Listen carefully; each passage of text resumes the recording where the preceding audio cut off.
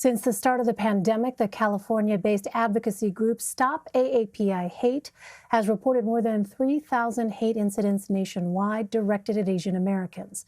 A number of the attacks have been caught on video, and we should warn you that they are disturbing to watch. Some have blamed politicians, including former President Donald Trump, for encouraging hate speech after he blamed China for the coronavirus. It has since prompted a movement to dispel xenophobia and promote healing across the nation.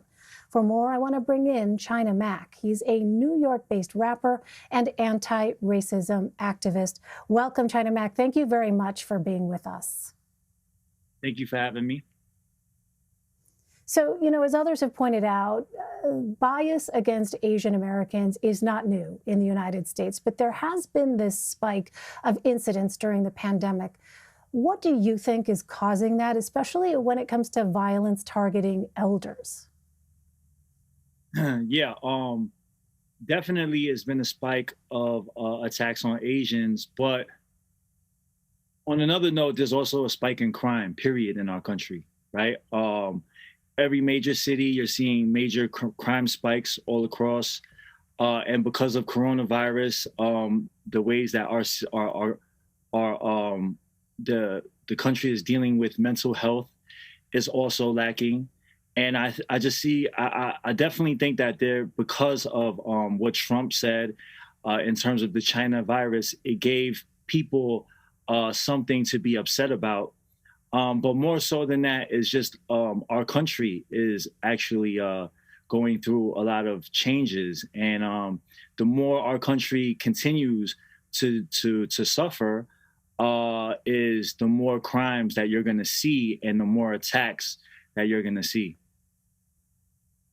So I know, China Mac, you have organized a number of protests and neighborhood watch efforts. Do you think that there are some systemic solutions to this problem? It's interesting you mentioned mental health a moment ago. I wonder, are mental health resources part of the answer? Is more policing part of the answer? What are your views on that?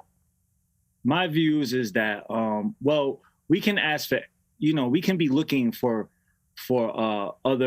other entities to help us, like police and anything else. And we're definitely, I feel like every community should be open for whatever type of help. But I think the most important part is for each individual member of each community to say, hey, what can I do about these matters myself? What can we do? Me as a man that has children and that has a wife and that has family, what can I do to kind of protect my family, and not just my family, but the people within our community, right? And I think that the most important thing for us is to start going back into community, right? And start saying, hey, stop saying, hey, as long as it doesn't affect me or my family or my grandmother or my people, then I shouldn't bother with it, right? And I think that is the problem of some of these attacks, because people just feel like, I think a lot more so than racial attacks, I think a lot of these situations are because of just crimes of opportunity, right? Because, when I was a criminal, I didn't attack anybody because of their race, but if I felt like a certain group of people were easier to target, were easier to get money from, they had cash on them, they didn't carry bank cards or anything, and a lot of times their gold is more expensive, I would go for whatever is more convenient for me, right? And that's the same thing with what's going on right now. There's just an increase of crimes, and with that, people are going to go to the people who they feel are more convenient and more easy targets. So us as a community, we need to understand, hey, there are changes in our world, changes in our society, changes in our communities, and we need to figure out individually what we can do to pitch in to help our own communities, instead of just relying on outside sources and different things for help. We need to figure out, hey, what can we do? So our time is running short here, but I want to ask you this, because recently you traveled to Oakland, California to appear with your friend and fellow rapper, Mr. Fab, to talk about this violence. Why did you want to do that?